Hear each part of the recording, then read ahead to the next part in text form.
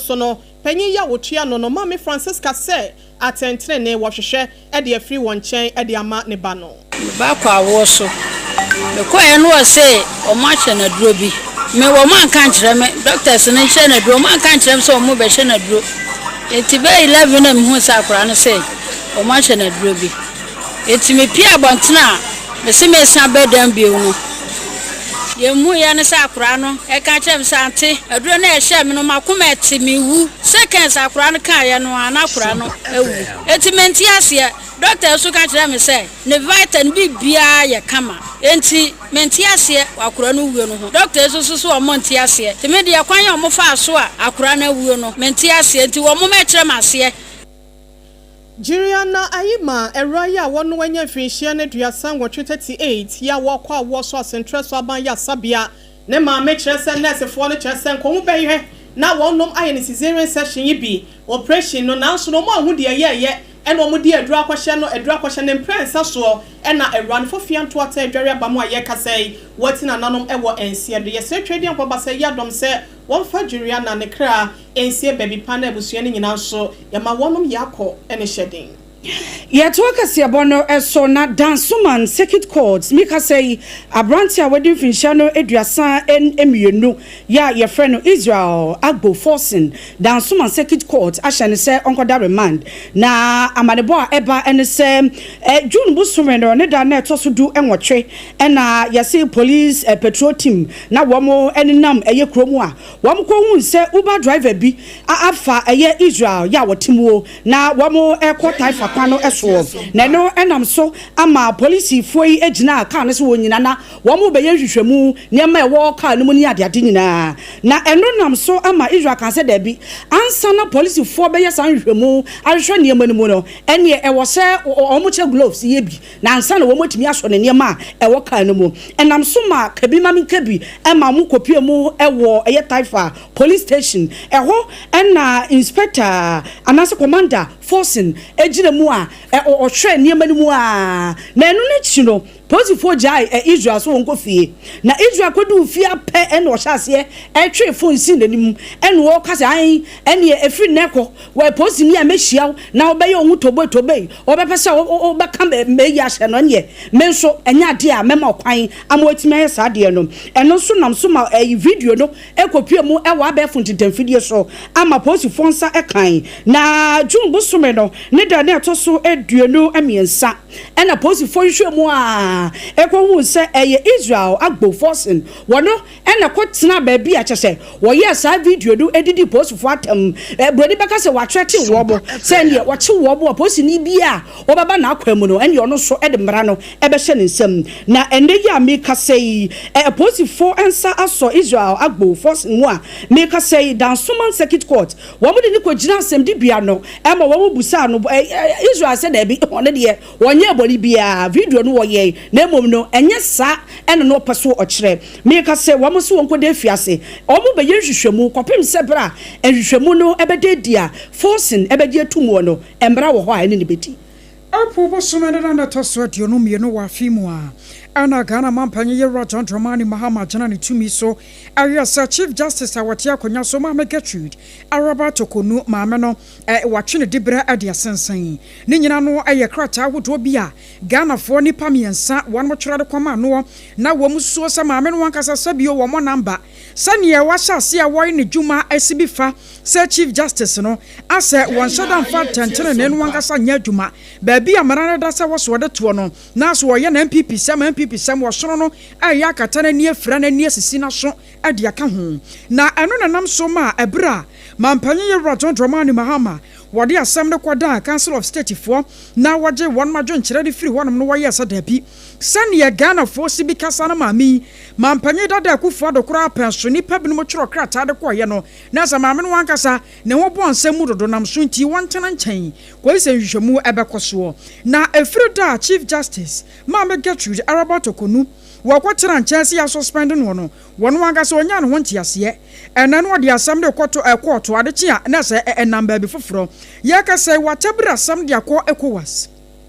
se won mo hwe no mo nka bi mfama no san se ne yakaka kɔ no abiman boano mo nkasa chini ya ba tan ECOWAS no ena betumi ade na sam no de ama no nam so nti ECOWAS court enhwe na sane aban wei eya Ghana aban pass wode ne fa kwan bi so a wono wankasa wanti ase sane dibre kita no sa Chief Justice Ghana aban achinchim ne nsa agede afri ne nsam wono enhwemu mapa ebetumi aye adwuma na eno ananei amanebo ayensa ka ekire mu sa Chief Justice aya suspend ni Mama Gertrude Araba Tokonu wasade akwabie mu se Ghana ban agunani mu asiye pa afai ni dibra na kita no ya ban chinchim ne nsafa aka na chichie kwaso ne na ada kwaso adafedefe kwaso agifri ne nsam wono sabio nti ase nso danim enti ekwoba ne se ekura no ama wono ankasa na honim no akofam enti wohia sika se compensation eye mpata sika de afri Ghana ban ho eno ye $10 million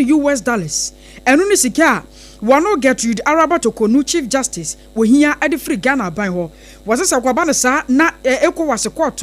etumi ya ne sa de manua nyame anim ni ne bo beto ne yam na afa wachina bie no asayense na wo de ama Ghana ban se wontumi nyina wotumi so enkasa aban sesan ya banti sabi obi ote akonya so bia ya wo ye na dwuma sane ye sane fata bia no wo bagine dibre ne tumi die ade afri ne nsam enti ne ye kasa die Chief Justice Mama Gertrude Araba Tokonu wasade asem de ko ECOWAS se ewom se court no eba abachana asem no so akade nanso mpatasika wohia ade free Ghana fo ho se aban no agunanimu ase no wagye ne tumi die de afri ne nsam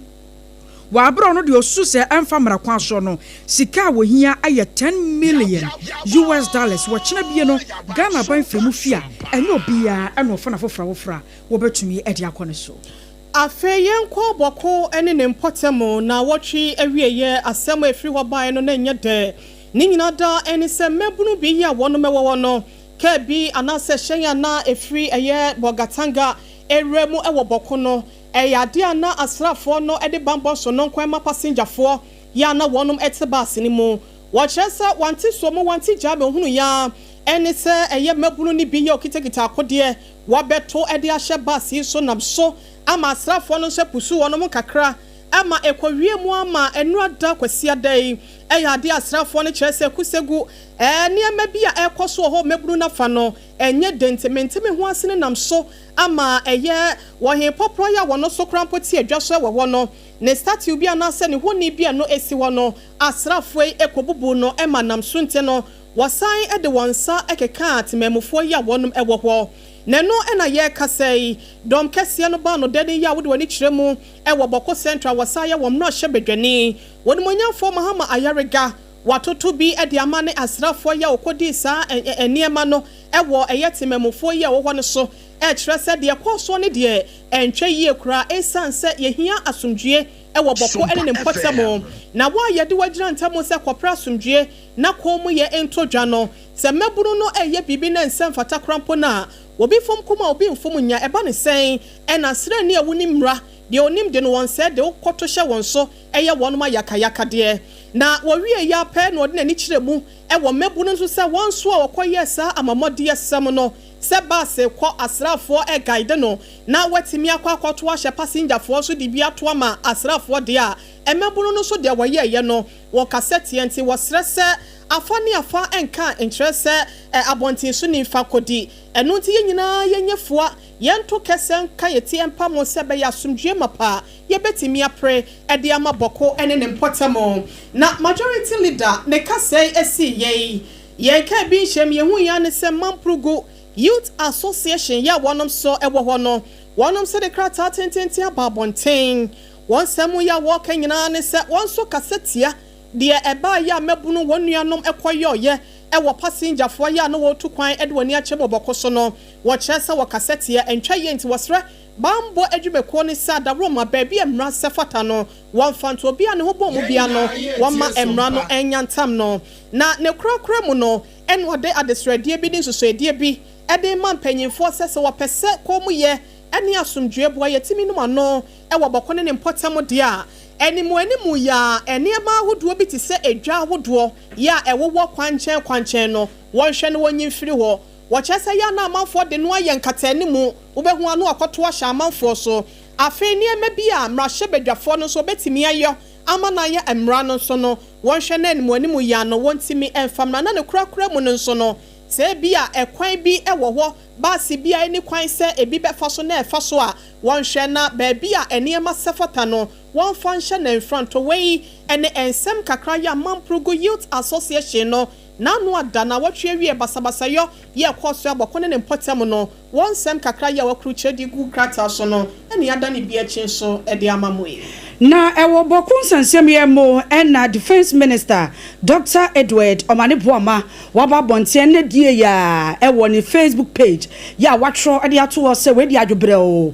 wo hye emebunu ene etimemfo no ebo se wo mo behwe na emra aye adwuma sene ye nura esi ye ewo eye boko no no wa hye etimemfo no ebo na ewo sansem emunti no ye beko ahoma no so na ye ne executive secretary edema Global Security for African Research and Good Governance Yera Francis Awovi yene no betwetwe nkobo na Yera wotiminka ma hai Yera Francis wotiminka ma hai emi se emuda ho de yo emuda ho amanu mu me bacho wotiminka okay emi ye na ebujo yere se yensa owoso hu yo Yera Francis yo sa wotimi nka de a ene eno da ara wo sem ye si ye ewo bokono ye betwetwe nkomo kakra e de afa o mi ka sei nkrata bebre na aba bonten kusasefo mamprisifo wo mo aba be kasa fa wo enam so e ma defense minister nso mi ka sei ono nso ene due e wo ne Facebook page ono nso aba be kasa e de afa ho na sompa ye di nkomo na ye busa se de akwai esen na wo si hu no yo mira wase mi kan se macha semilia ye be ka se DCC wo boko ni de na e be tinya ya san na e be so anu generally so me ka se DCC wo boko no ye asifim esan ye adia enye adia ye de because Yera Francis otiminka me ba cho ye be sa froze si a otiminka ye yo Wadaruma yebese sa odbecha ya ahoma no efidi enhya de ni moyenti ye hwe ni kwan se yebesa so anya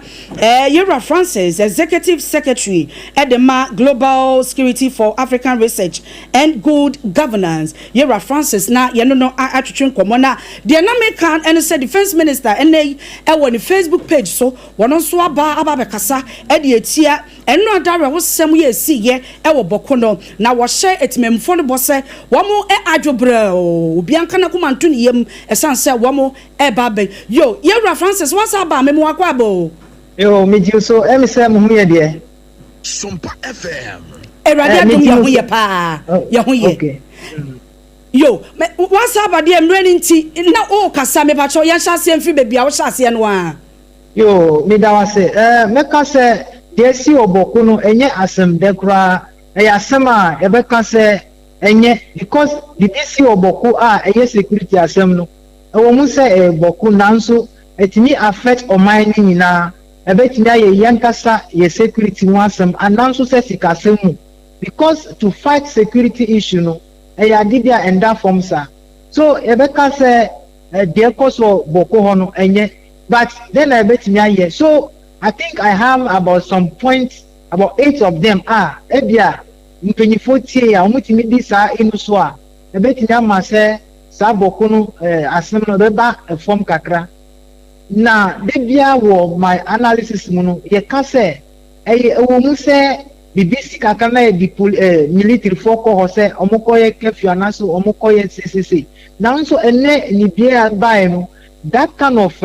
combating crime and not say conflict no ya twem so sisian and say ye di idea free the modern way and not contemporary way of fighting crime and now say then betinya ye ansana ekwa ekoso no betinya brafom say edi adwinfu from enye dada na ye use say BBC na di soldier force mo ko ha omo bru nkrofo mo yesi no o mo say di nkrofo ye ho no enya di papa nanso ye wo innocent people ana nipa bebrea omo nim hwifa sade me hu so ban sa say ye ko na ye di etu ana ye di aba ye di bronco fo a ti say ebisie bebre ye ntimi refi de si wa shama some time ago ye nim say de si o ho no enye na the way the military they attack they are combating conflicts. Actually, when a localized conflict, it's a chieftaincy issue. So, as I say, we need to develop something that is sensitive towards the chieftaincy and Hindi. And yes, the political and security. Tawisa be debi e ba no sa e be haji ye betinya kasa ye ni agi kama ye si yewa asante hini otumfo onkodi eyinenim no ye ni agi pa because adibi sa esese ekromufo eni ahifo fo ankasa mu transi na omu ye dia omu tinya ye. So first of all then e betinya ye as a security recommendation and sana boku in the back from the back say they have to establish a multi-stakeholder conflict resolution task force. A basa elim say bi oho sisi ade. Now so as I say reset no any regional security sector no security sector no as I say omu transi na omu ye dia say omu ye ansana region ho ebetinya nya you have to mandate the say grievances they have to come to a consensus building. And so mu translate. Now mu bab by mu say we no ayeni we no ayeni. Francis me wo kosa ba ko a na me person ka ebusa na ye de abawe na won se boku asem ya hyase no ye de anim se nka police fo adwuma me ba choti nka Metim kapa aha yenim se eye posifo adwuma hyase na ne yanka posifo ene wo se wo mo ekoye o madwuma me ka se ye de policefo akoho ankosi aga me ka se military fo soldiers fo me mama wo mo na wo ho enso still na cha se enkosi ba bia enti eba ne se ya eno cha se etimemfo no emeburu no ena se bi wo mo mfa ni die mfa ma abambofo no wana na se bro ne betimi aye nei ye beso ano. So ewo musa na so de be kan say akubia ana any conflict atono ye won crofo ye from omo osumu the shadow artists no omo ni crofo a omo timi masa akunu koso omo timi supply sika omo timi ma echiu omo timi to echiu a ni boye din omo ni pa okita sa tiu no oni sa sika no betinya to sa de no say ebe musa enye nwanwa say amanyufo through politicians kese no so omo te. That's why to solve that issue no first of all as I say emranity nkofo a omo share sade na ti no as say emranity san nkofo no omo di any so they should not let any politician either MPP or NGC or CPP say sanipa no NDA ni debi. We need to take a neutral people like a peace council like this, any other civil society organization including pastors, lawyers, any ahifufo almost area no say omokasa omo trase but omokoye say e dia minister we politician we or party A wakoti team bi say omokoye say na ensiaga because obi hu some minister no say ogina fa ha ana ofri ha. Another issue say betinya yes and sana sade na betinya ba from say because something they have to intensify what we call disarmament and demobilization of armed youths. As I say omo bomodi say omo ti etu free microphone omo kitachu either osumu bibiara sade no they have to set a strategical team bia omo tinye hu say bibiara etu bi ono ese omo bomodi say omo tinye disatu no omo tinye disatu no free microphone sema betinya sa kunu ebe koso sa because ukoda pe anajofa na obi akotutu na omo akokun bi. So those are some of the things but because movement you know but what is also important is say almost deploy civic and peace education campaign. The people then say who say the big there is Sibiano a Yasunji and say assemblance ebia who the bin and now the phone now so yen fasikai and now so say ebia ana echu kokasa asem no ya na ya no na ebe de e de beka asem so they have to sit down consensus building say omo betinya kasem na omo ede omo ti omo hu ase. That's the only thing that can bring them peace and development in the Boko. If there's peace in Boko asunji o Boko ye nyina so e wasunji o Ghana. Yo Yera Francis ne kwakwa mu no eba no bambo mu nsemu a udi mu ntintimai pa security expert sisi ano amanyofo aba asemimo otumfo ankasa asante mewura enso ewremo ɛna afɛ mpanyimfo a wɔn ɛwɔ ɔmɛ yi mu ewura asɛm no mu na nso akɔkɔyɛ sɛ sɛnea ɛteɛ no saa na ɛteɛ na mebusa sɛ ɛmɛburu no ɔmo ayɛ krado sɛ wɔn bɛsesa ana sɛnkura ne yɛbɛyɛ no ɛkwan bɛɛ so yɛbɛfa so a bɔkuntu kɔ yi ɛbɛba fam. So o say mpanyimfo a ɔmo stage no ɔmo sɛ mmabunu mu ɔmo sɛ ɔmo pɛsɛ ɔmo sisa one thing or Africa ne sɛ ɔmo nim sɛ ɔmo masa mmabunu a ɔmo yɛ saa tutu ade no ɔmo ma ɔmo edwuma pa a ɔmo betumi yɛ sika bi ɔmo betumi tɔduane bi a ɔmo nyɛ saa ade no so most of times no saa nkorɔfo no ɔmo nyɛ edwuma ɔmo bɛyɛ so what is important and very important is say they have to do whatever say ɔmo bɛka kyerɛ ɔmo sɛ ɛko a ɔmo kun saa no ɛntumi ma sɛ edwuma bi betumi aba mo ntɛm hɔ a ɔmo betumi yɛ edwuma even ɛba ne saa humanitarian crisis nso bɛm because sukuufoɔ no ɔmo bɛtu school no mu ɛna hospital foɔ nso bɛtu hospital no market foɔ nso no ɔmo bɛtu mu ɛba saa duane do bɛyɛ den ayaresa bɛyɛ den sukuu kɔ nso bɛyɛ asɛm so all of those are the humanitarian challenges ɔmo ka kyerɛ yɛ youth no mu a ɔmo tumi ka kyerɛ ɔmo a sensitization and social education ɔmo tumi ka kyerɛ ɔmo a ɛkɔ mu saa who say education no it's not just a day event but sana yɛ no Africa ha ɔmo nya kan na they need to have a massive civic education for ɔmo that's supposed to be their first and foremost responsibility say they be radio show in advance ɔmo ka kyerɛ ɔmo sɛ mo yɛ se a ɛnyɛ ɛna wokɔ yɛ san so a mmara no tiwa ɔmo tiwa they should empower the police and the judiciary because police for kɔ ti nkurɔfo na ɔmo de kɔ kɔta na panyin bi asa frɛ bi sɛ makɔla mo gya no that is one of the factors that is eroding the peace building in Boko so we should stop that and make sure that the hypocrisy on the part of some of us who are the shadow actors you know as I say that thing is a charade. I keep on telling some people something that what is happening at Boko is like selling a sheep in a China shop. Who the giant say, who they call China for shop. Who call China shop and then milo any sugar in your man now a sheep and not join some on pesa or perua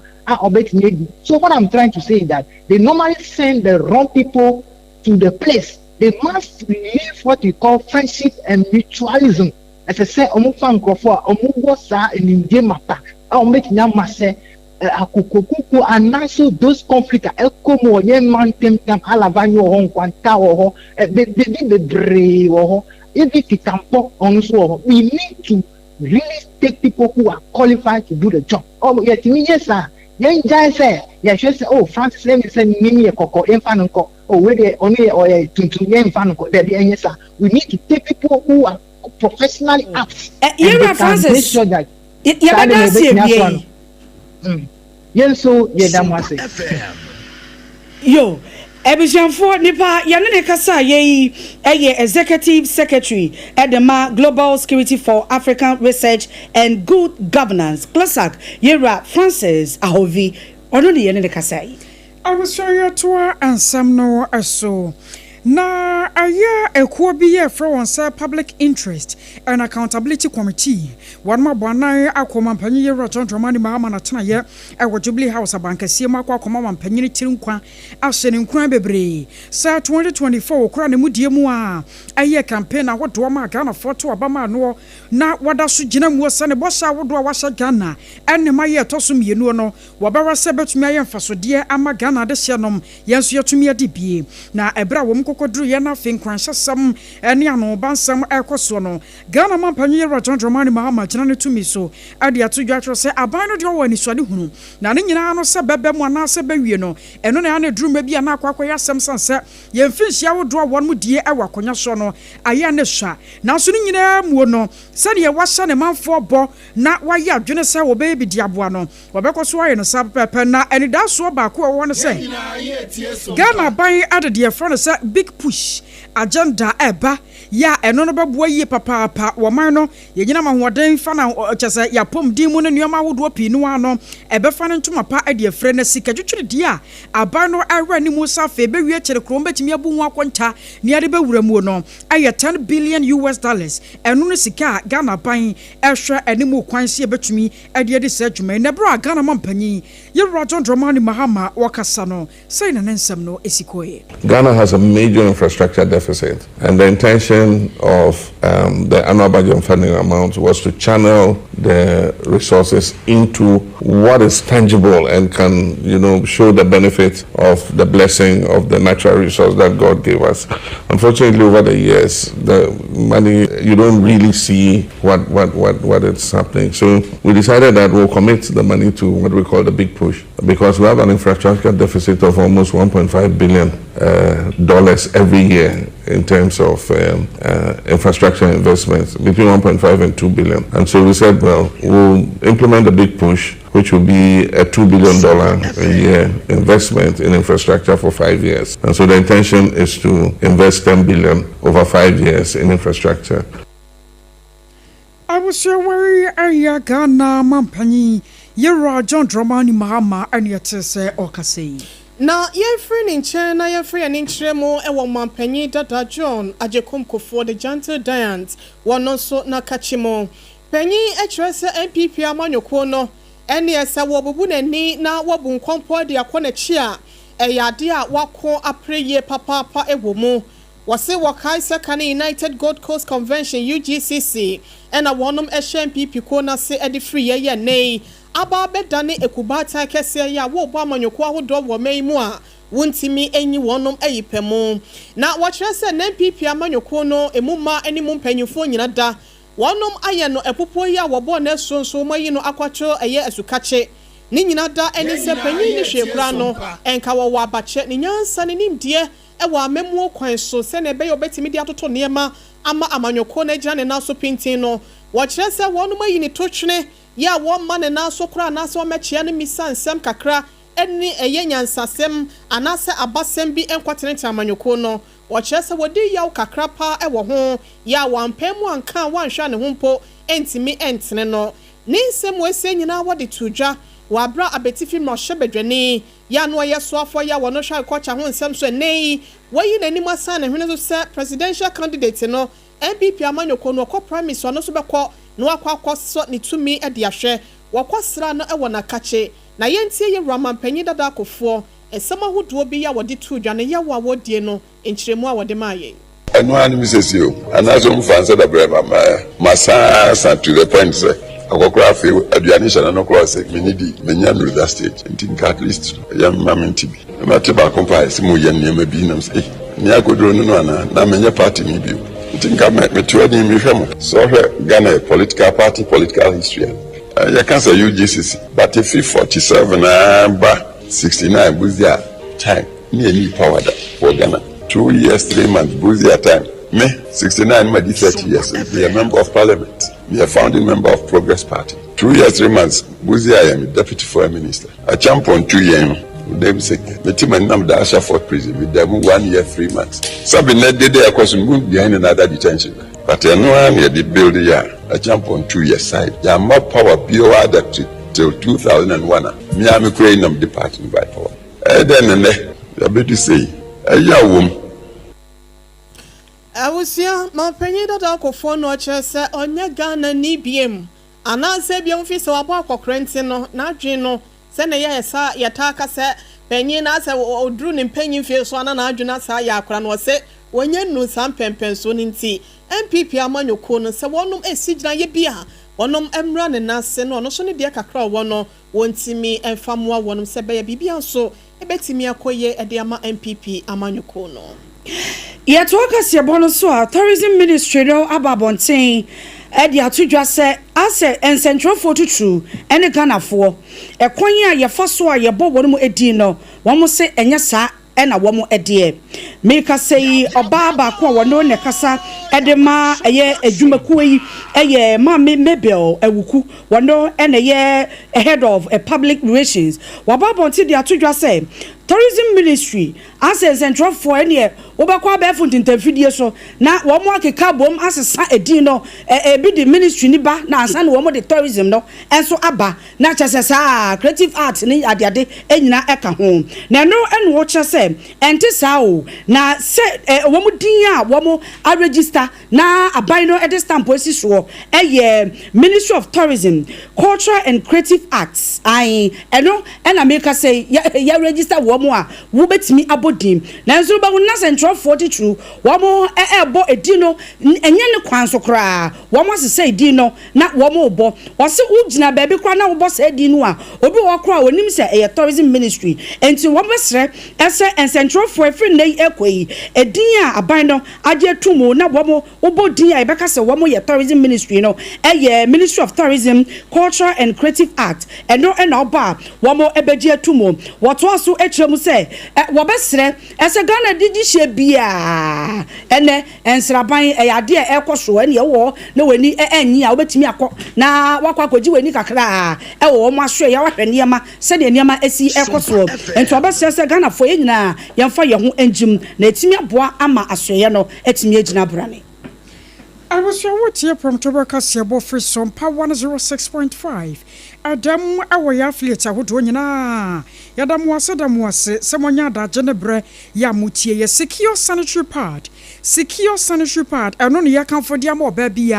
Teacher and a brow, bossomeno aso. Wabadie. Yes, so by secured, na fe wanka sawa brano. What to me a hunumu, Sam Pepin fan will leakage be a matchere, Wubert to me a satire, fita down the anam one tenso brow, bosom and was one. And you're not secure sanitary pad now, baby, I will hear. So, but to me, dear boy, hobra. Now, we're not sorry a city and no more to come. A shema kuma could do me a new 12. And tea a bow, and found one sunny of flow, tea was what be on one. Nediana banami and son, and no crowd and anchor a bow, and you obet me, you soon bears a bosumi and son. Now the another show and santa a secure sanitary pad. Yasadas yes ye diaba e montenso diamo baby ya. Na taban no so tretre ente betumi akova baby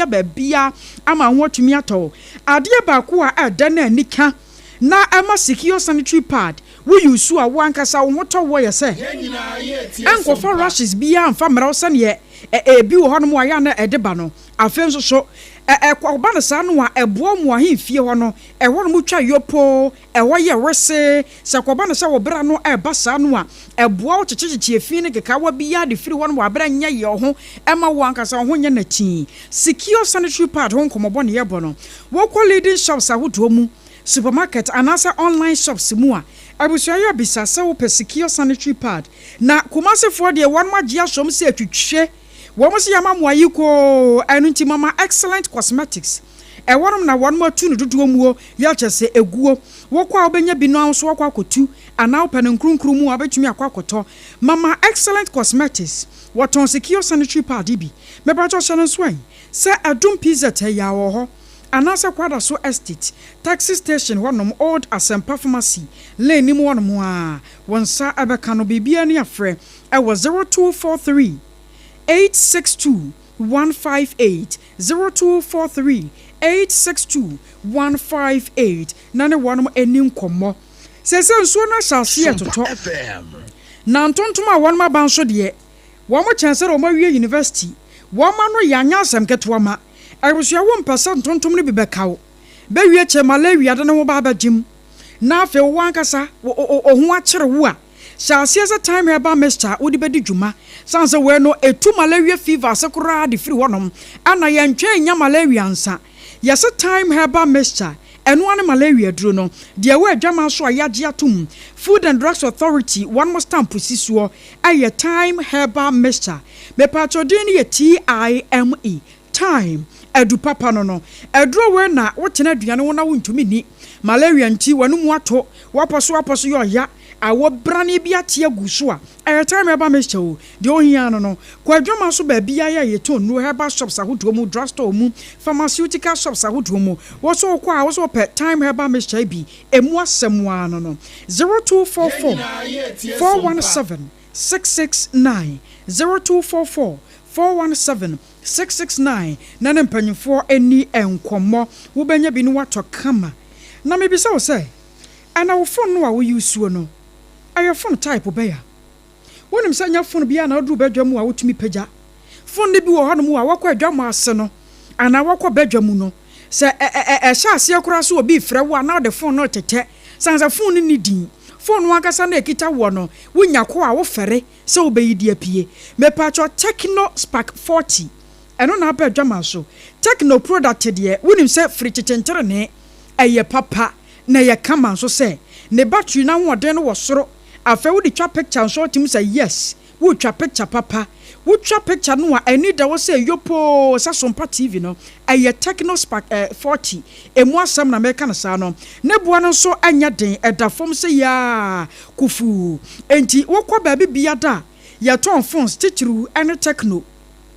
one more branches ahodo mu a ebusuabo wura ho wo se wo pe Techno Spark 40 ya wo mo di aba foforo ibi na koto enkonkoto phone foforo bi e be wie kirafe na charger no kora anye wo be charge be wie na battery ni na ehuhuru dabi Techno de ende eye papa na be sa cha de amon bibia ni ya wo se fre na mum hye nso an wo kwa one Instagram wo no X ni ade no a eye a Techno Mobile Ghana anasa TikTok nso ubetumi ahu wo mo a Techno Ghana ni nyina no ye dam eni ya ni nkomo na bibia ni a frempanyimfo 0303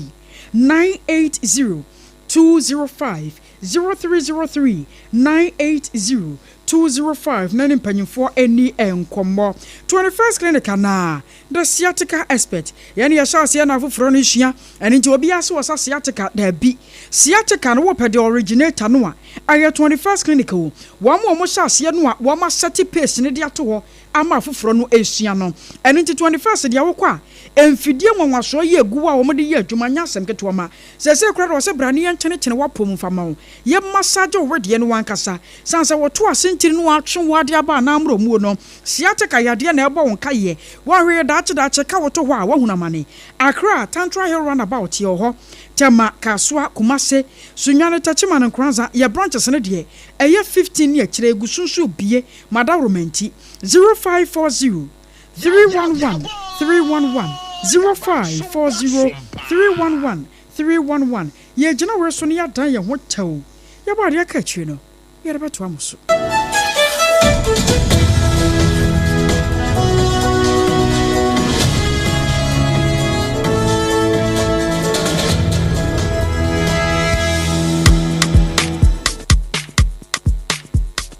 Kweku, minim so ayeshe. Me kraman nane. Now so ebony show one embasso. Mane honsepeno. Ebony condoms comes in different flavors and available in all pharmacies, chemical shops, over-the-counter shops, and pubs. For bulk purchases, contact 055-230-0075. Ebony Condoms, Ghana's most pleasurable condoms. Make it worth it. We got peppermint, strawberry, vanilla, chocolate. We got peppermint, strawberry, vanilla, chocolate. It only the view means a condom. The condom only then it's not on, but it does got as a condom. Endpoint Homeopathy Clinic. Ghana had you be in your prostate. Na baby omutibi ye screening. Emma huni ye etu asia. Na Endpoint Homeopathy Clinic. Anasa kidney, liver problem. Wofa baby enajujo. Na the friend premature ejaculation no. Be maybe a wone wodofo akwakwashia. Asa wo di ne ho agro. Asa wo tonte. Eni ebra Endpoint Homeopathy Clinic. Na ye moa. Emane mema mo pa wo. Endpoint Homeopathy Clinic. Wo mo demu fua. Yare bia infections bi ne wo ho. Anase bia wo hwa wofa baby na adwujo kidney problem prostate de Endpoint Homeopathy Clinic kuma se ubehu Endpoint Homeopathy Clinic e wo konoma boy hia e na Accra hanso so de wo mu gina mu ankasa e wo Spintex bebre friend share signboard no huduro na obusa sa wo pe Endpoint Homeopathy Clinic obia e be kire for Endpoint e wo 0244867068 and 0274234321 Endpoint Homeopathy Clinic wo mu demu fo you can call it Slim Macho. May you spark anywhere you go. Oh. Ghana, are you ready to level up the vibe? Introducing the all-new Techno Spark 40 series. The phone that has got more power, more style, and more spark. Sleek and classy. Kaish! Big screen, check. Long battery life, check. Crystal clear AI for your next viral post. Triple check. Super fast processor for all your gaming, streaming, snapping, slaying, and flexing. You can call it Slim Macho. macho. The Spark 40 series is built for the bold, the trendy, the Gen Z, and the unstoppable you. Don't forget mommy and daddy you. Long-lasting battery, Techno is your plug. Rush now to any Techno showroom or authorized dealer nationwide. Whether in the north, south, east or west, we always have one for you. All at very affordable prices. What are you waiting for? The Techno Spark 40. Slimmer, faster, sparks everywhere. You can call us on 0303 980 205 or follow us on social media. Techno, stop at nothing. Ewra, me pacho bra na me hwa de wo bag im. Bra, aden, ena so biem. Hey, time heba me hye ya me kan se yi ba akun. Ani wayi mi ensen. Bra, sanya time heba me hya esia gyimi ni me fiefo enya de abako ebeso yen. We de udi se ofa ni nyina. Time heba me hya me kase me di one dance ya heaven ena de me kwa akopie. Enti se malaria we draw ne time heba mixture. Enye enu nku o, de nanum ato a wontimi ani die no. Time heba mixture duro no ena ye ma wo. Oba a wafa afuro de wo ma akwada no fo. Any akwada woni mfie dumienu entimi num aduro yi bi se obeto aduro yi bi anoma hwe se wako hospital anase lab ame yehu se wo atudie malaria yi bi ansa se opetam heba misha enu dudu atu a fo ani kire KNG Herbal Center ewo Emrom Abidjan House ana ba akoso wo atonsu Monaco Junction enu echi obenya bi atowo over the counter medicine sellers any herbal shop dodo na emu Fre 0244 417669 Kayo set time no TIME time herbal mixture afi malaria fever bi adani ziba ewo munu betu akọ FDA agi adwade nkratoa yi atum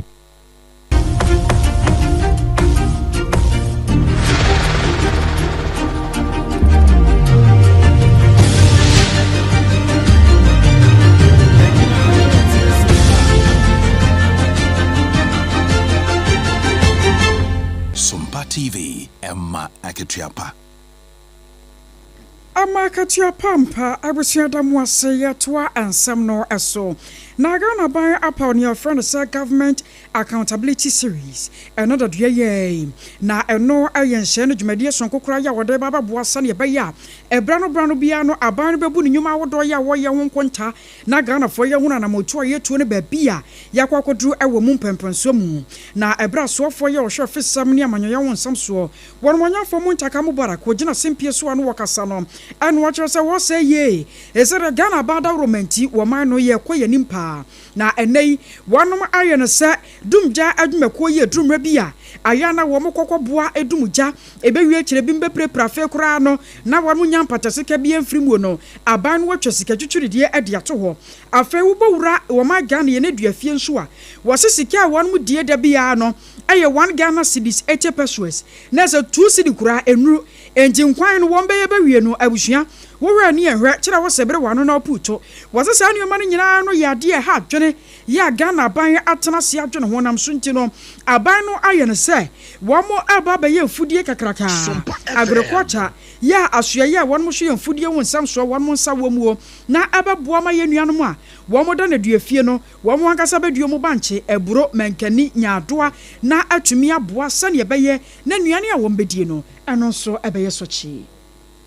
As you may be aware, the feeding allocation for inmates is pegged at 1 Ghana cedi 80 pesos, less than 2 cedis, which is woefully inadequate. Some of the things that we are doing to improve the feeding of our inmates is to try to venture deeply into agriculture. And I can report that we have just secured some funding to do 5,000 layer poultry project, and we have also cultivated about 1,654 acres of crops. This initiative is ably supported by the Ministry of Food and Agriculture through the supply of equipment and inputs. The service has also commenced drafting a 24-hour economy proposal aligning prison operations with national productivity goals. The service has also launched a digital literacy program under the 1 million coders and equipping inmates, officers and dependents with digital skills.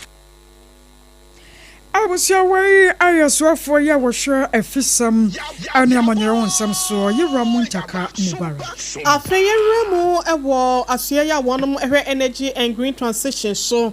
wonom etresa mo ba ye na Ghana hasen me nyina hoden ye no na atetea pansama wiewie se kontebe ene emuako ene edu emanam so nti na nsan kan ye dundum no wo kyerese tememfo ete ehomframa kakra na so no ne nyina mu no na wonom eye adwuma ya wɔkyɛ sɛ wɔne ɛyɛ Italy adwumakuo bi yɛ ba petroleum na afei nso ahoɔden yɛ ho a wɔnom ahyɛ akɔdalim ya wɔn ba yɛ ɛnyɛ na yɛ from sɛ eni ato kɛsɛ ama wɔnom so apagya Ghana gas infrastructure nim wɔkyerɛ sɛ ne nyinaa no ɛba bɛboa sɛ bɛyɛ ahoɔden yɛ no Ghana yɛbɛtumi anya ahotosoɔ wɔ mu yɛbɛnya ne dodoɔ mu na yɛtimi nso so anya biama na bo yɛkyi dɔmampo tie kwa woyɛhia mu a ɛntimi emu nkamfa yɛn so na wɔkyerɛ sɛ kane no na Ghana ha sɛ no yɛtimi nya 245 million standard cubic feet ɛda bia na yɛkasa deɛ ɛfiri 245 million hɔ akɔ 270 million na no ɛna wɔkyerɛ sɛ ne nyinaa no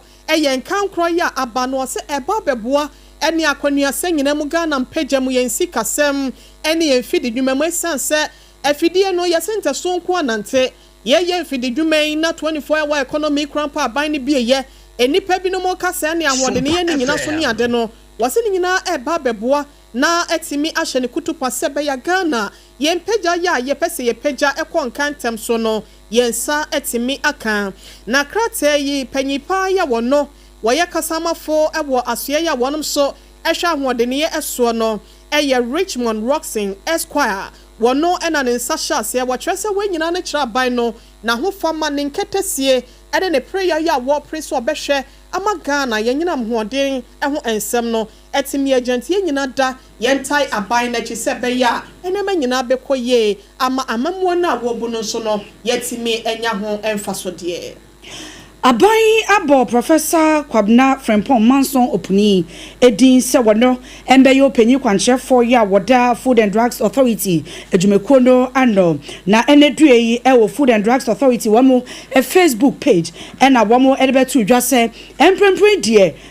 professor ena yaboni din ese ombeye CEO se yebeka yi a mame dako delasi wono ene ne ye opanyi kwankyerefo a na woda Food and Drugs Authority ano na meka say ya page ni dibre no mo ama me akwakoye African Medicines Agency AMA eno enenam so ama edibre yi ebeda ho ema aban so abo Professor Kwabna Frempong Manson Opini edim na yehwe Professor Bokosem akakra mfempi mienu ene enum we 2005 mum 2005 okoye pharmacy ewo University of Kwame Nkrumah University and Science and Technology ewo 2005 mo na owie ye no 2003 model was sanso ebenya atumi krata anansa boarding krata I don't know eye pharmacist onyai eno eda nchen a okoye ni PhD ewo University of Rostock ye no ewo Germany abochimemo woto aso a ebo degree no koso a meka say papa yi eba no se yenhwehwe eye Food and Drugs Authority wo mu dwumekuo mu so obenya dibre ewo mu a ene professor wodimu ntintimai woginim die no de aguno boa meka say we aya sempa eno enam so ema Food and Drugs Authority one more ababonte e de atudwa na wo mo hye ne nkuran se enedue ya ene wo hye adwumase na Food and Drugs Authority adwumekuo no wo mo ahye ne nkuran se wo mo nim se obetumi ayo na obeyo kra ma na broso wo bayi oba beye adwumaden ama adwumekuo no etumi agina ne naso abrane a obeye kra sene mame eye the last year enkane no na wodo eye Food and Drugs Authority si wono wamuso mu hye ne nkuran ba waba no wo beye adwumaden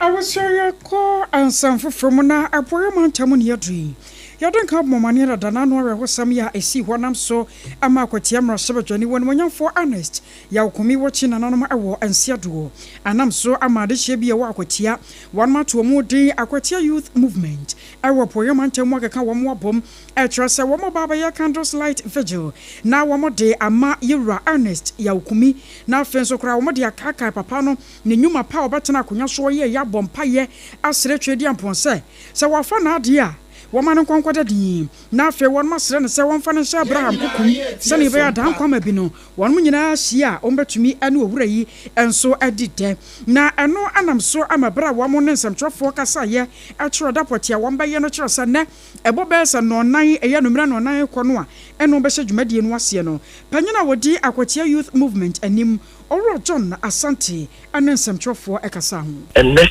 na what prepare pa yidi abeme ko on the church enti your volunteer groups ewa akwatia ebu ba kwa ya yefe akwatia youth movement in fact enesi akumi ba akwatia politics no mo youth ni nyina abepe na ase ebi so otre ya ase ebi ya beko bia ene na eko ete na eye ne na wotre pepe ne die mebu a ewo constituency ni nyina se ye ka ye ho abu na ne pa muzra enesi akumi edi ye no ye de aka ye no it's really any constituency executives na organize a volunteer groups a youth movement na dey aka yin abema no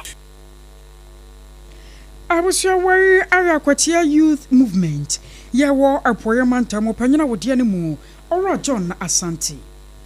afeye konko wie nsem ni nyina da e wo Kenya man mu na wankasa wani tuase wo fre wo man mu de wani kire mu e wo amanfoforo mu a e wo sa wo ge visa na visa no so ansa na obegine to da bia form tintin ene treye sakatu ena tre wei fa wei bra wo kire se Kenya man ni mu no wonu makwa setena ama aban no e de aba betu dwa se efri ne kre tin tontan e bibre mu ha se no mo ma bia da mu ba opesa wo de wani kire mu e wo Kenya man mu no wei eye visa free wo hia visa bia e na wo de aba eno ti no wasa to wonsa e de Africa Caribbean countries no sa won so akwanya ni bi abeda ho de ama wonom obi bia do opese wo tu kwan e de ni kire mu e wo Kenya memo no womra electronic travel authority agent no e ya de a watwemu nya de e be ya adwuma wo hia forms bia na wafele nemom wo se sa ye de ya wo ye enye sa wo ho na te wonom e na wo ye ni nyina da ene se wo de pedom ama wonom abepia wonom e bansa hwekwan so se be ya wo betimi de ni sika ba be hye wonom nyuma ahodo mu ama enkankra timi aba wonom so adwumadi ahodo mu ni nyina ka ho bi e na wo di sa adwuma we na so no wo kire se bibre mu man nyina wa kwanya Caribbean countries ni nyina so betimi aba nemom se wo ye obi a wo free Libya ana se Somalia de a wo hia wo enya de obema o sa kwanya ne sanse omo kire se bambo ho nsam no eya na san kwafo we se Libya ne Somalia fo no akwa yire kakra de ama wonum ti no wo mo poso a security risk e de ma wonum ti nya de asaman na wo makwan aba o maba Kenya free no wonum so ebe ma wonum ho kwan na ne krokra mu no President William Ruto e na wo kire se wo to nsade afra mama ne se wo ban so a se bi medin semfo bia wo enye se ama wo free nti no de dome ba be so no aye de ensem fata wase aba ne sade Kenya mra no e ya de ode be yantam ti wei ene ensem de kakra ye free Kenya memo eba ye to bin so e de amane ye tiefo ne ahwefo anansem wo ye de ba ye gina resonate ni nyina asi na afen watching wo free na to sompa and somewhere the bar needed you makotin be say Chief Justice Mama Gertrude Araba to Konu dia kwada ko squad say wanyi sika enfran free Ghana buy one famano $10 million and nisika wo hwe animu kwan Maami bi so ye friend Francisca Janfi wo hwe ne ba wanya fi hye duasa nwotwe wo kwa wo so a South Central so midwife fo ne nurse fo wo wagina ho ma ewrana wunti no wo hwehwe atentene Sanso ena Dansuman Circuit Court ashe Israel Agboforcing se onko remand. Mampanye ye Rajon Dramani Mahama so ajana ne tumi so ene won power government accountability series was what for your chef semya manya won samso abebo amane anamotu a aban ede agu akwan na mampanye kofo so kyerese NPP amanyoko no wonom atwa no agente no wo kan no wote ase sebe ya bibia be koye di ama won Defense Minister ede ato adehye ya womo ewo boko ese adwebrel womo ebebo mo ban sanso ana yebekwo akwatia na akwatia youth movement womo so akeka womo sanna womo de kan do ba na monten so numere na afei akwatia mo hye badwane ya wafrimu no womo ade akakai no Yamfa ni nyina sia wa bra ya sa to amo wo Kenya na wonom so visa free hun sensem wo de betu dwa no ye de mo amanebo ede ebremo ye na hajia special local foods ase wonom na wada roment no messages kakra ya mode abano ye ba bekenkan na eya na watoa no ewo hacho atomic fm wada na oben transition betimi afra hajia wa 0246 359921 0246359921 and 0535484392 nana ekwia moaboaten abrekuma ena wode efri ebaye wachese kase no otie no hopa nana ma ye na wase komensa pillar 2 wase my fellow MPP family campaigning for your candidate but don't insult or say mo nya mo campaign mom sa mo bedi die obi atem nwentin twitwa ne ade de wo se o sere mo ada mo nhwe na mo nyina akwase be ya amanyoko no benya enaipa ede egina so sebe ya bibia so ebetimi akoye akosia ebi wo ho a fa to aso rahim rankin so ede ne de eba ye piaga so ma ye nanu asese da biara da wonom so enya ye mu na nana message bi so ede ne de eba ye edomo amodi bi ba Facebook SOMPA 106.5 FM akra nyina da ye beda mo ase afeyen fa sidane bi so ema SOMPA 93.1 FM wonom asante mantem ho na utie ye nka free ye e asante mantem yiko 100.9 so ekran semo e wo Kumasi so and a SOMPA 106.1 FM e wo techi my SOMPA 90.7 eje mu ma de share ye won kranza SOMPA 101.3 FM so doma wote ye nka SOMPA 101.1 e wo takwa wo mo eje nsam no mamo and a SOMPA 103.3 FM so e wo takra de Adafo Radio e wo France Paris wonom so eje nsam na fe YouTube no so wote ye nka na ye SOMPA FM live www.sompaonline.com so wote yenka ewo ho na decoder no so na ye SOMPA FM ewie mokenka fo a ye beje adwa ye de anogo nsem nyina ho asew e de mamo no ye women's affair midi de Oheneyere mame akua yebowa esiama bronya mene akosia AGYEIWAA KODIE boaten enafe OBAAPA nana ya kechre